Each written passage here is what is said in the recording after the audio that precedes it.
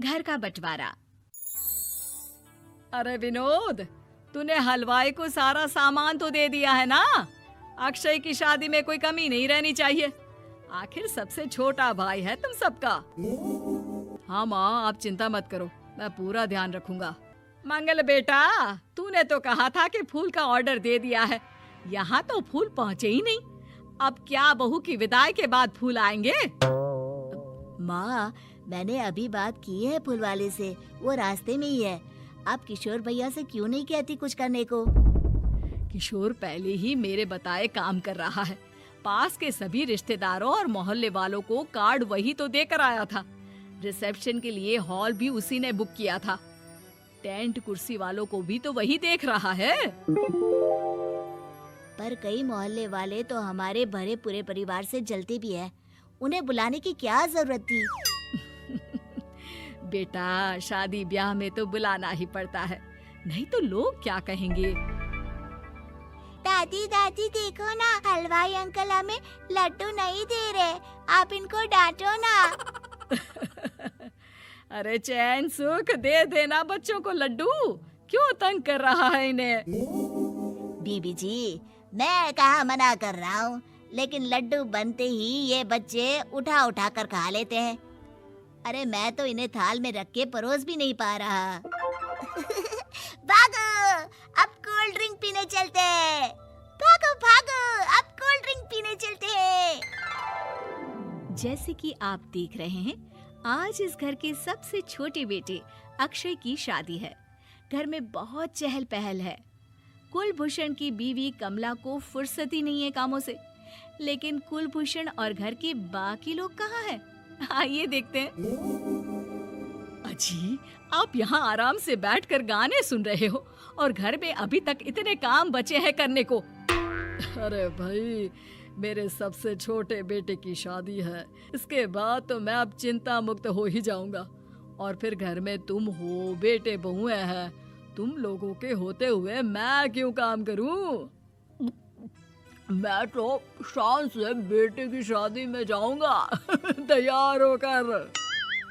अरे ठीक है, अब आप आराम ही कीजिए। एक बार अभिषेक की बीवी आ जाए, फिर मैं भी आराम करूंगी और मेरी चारों बहुएं पूरे घर की जिम्मेदारियां संभाल लेगी। इतना कहकर कमला वापस अपने काम में लग जाती है। बेटा भी, तू अब तक तैयार नहीं हुआ? किससे बात कर रहा है फोन पर? तैयार कैसे हूँ? सैलून जाने से तो आपने मना किया है, क्योंकि मुझे हल्दी लग चुकी है। भाभीयों को देखो, सुबह से पार्लर में है। अक्षय की शादी हो जाती है और नंदिता बहू बनकर घर आ जाती है, लेकिन इस घर की खुशियों को मानो किसी की नजर लग गई थी। नंदिता के आने के बाद आए दिन घर की शांति भंग होती रहती। अपने माँ बाप की इकलौती बेटी को इतने बड़े परिवार की जिम्मेदारियां कहाँ संभालनी थी? अभी देखो ना, मेरे हाथों की मेहंदी भी अभी नहीं उतरी है और तुम्हारी मम्मी ने मुझे घर के कामों में लगा दिया। मैंने सोचा था कि घर की सबसे छोटी बहू होने के कारण मुझे सब पलकों पर बिठा के रखेंगे, पर यहाँ तो पलक झपकने की भी फुर्सत नहीं मिलती। देखो नंदू, शादी के पहले ही मेरे घर वालों ने तुम्हें और तुम्हारे पेरेंट्स को बता दिया था कि मैं जॉइंट फैमिली में रहता हूँ, तो फिर अब ये शिकायत क्यों? और फिर तुमसे पहले मेरी भाभी भी तो आई थी शादी करके, उन्होंने तो कभी कुछ नहीं कहा। नंदिता तब तो चुप हो जाती है, लेकिन ऐसा बहुत दिनों तक नहीं चलता।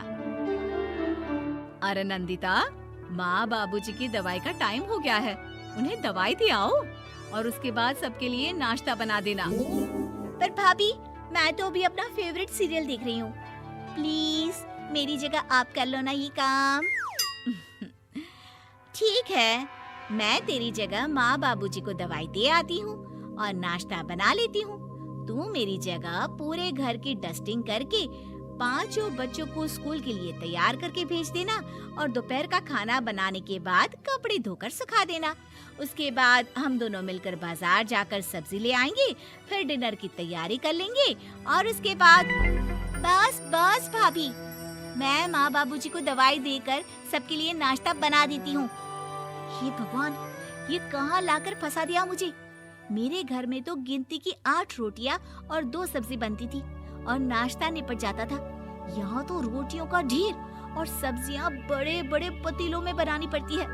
नाश्ता बनते बनते लंच का टाइम हो जाता है और लंच बनते बनते डिनर का।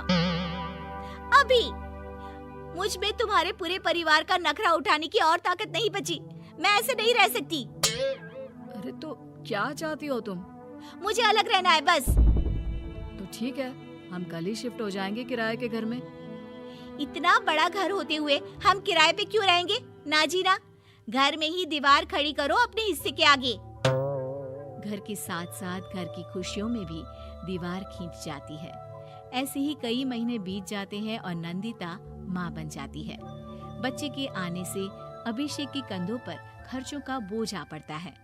अभिषेक का बोझ कम करने के लिए नंदिता भी पार्ट टाइम जॉब कर लेती है, लेकिन इससे उसके सर पर नौकरी, घर और बच्चे की जिम्मेदारी बढ़ जाती है।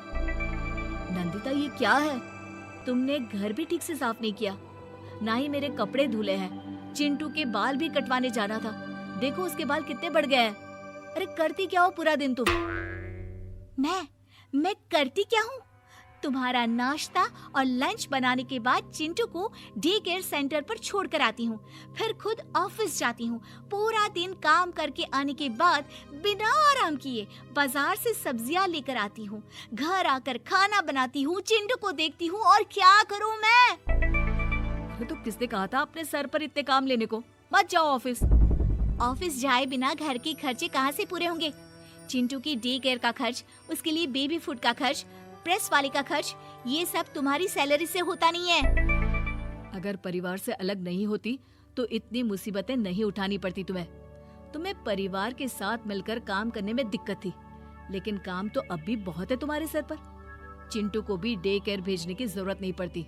उसको गोद में खिलाने के लिए दादा दादी और घर के सभी बड़े होते। उसके साथ खेलने के लिए उसके भाई बहन भी होते। मेरे तीनों बड़े भाइयों के बच्चे भी बड़े हुए हैं, लेकिन बिना महंगा बेबी फूड खाए, क्योंकि मेरी माँ और भाभियाँ बहुत अच्छे से जानती है कि बच्चे को क्या खिलाना चाहिए। बिजली के बिल जैसे खर्चे भी सब मिलकर बांट लेते थे। लेकिन तुम्हें तो सबसे अलग रहने में ही मजा आता है, तो अब शिकायत क्यों करती हो? बस करो अभिषेक, बस करो। मैं मानती हूँ कि मैं गलत थी। मेरे एक गलत फैसले ने हमें बिल्कुल अकेला कर दिया है सबसे। एक घर में होते हुए भी हम बाकी परिवार से अजनबियों की तरह रह रहे हैं। अभिषेक और नंदिता की सारी बातें घर के बाकी लोगों को सुनाई दे रही थी। तभी कमला बोल पड़ती है। अरे नंदिता बहू, किसने कहा कि तुम अकेले हो? तुम्हारा इतना भरा पूरा परिवार है ना तुम्हारे साथ। हम तो बस ये चाहते थे कि तुम अपनी गलती समझ जाओ।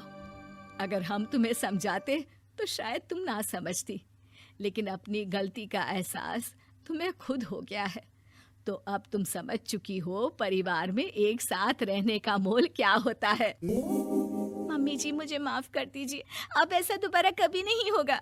अरे माफी बाद में, पहले मेरा पोता जरा मेरी गोद में तो दे, और तू जाकर सबके लिए चाय बना ला।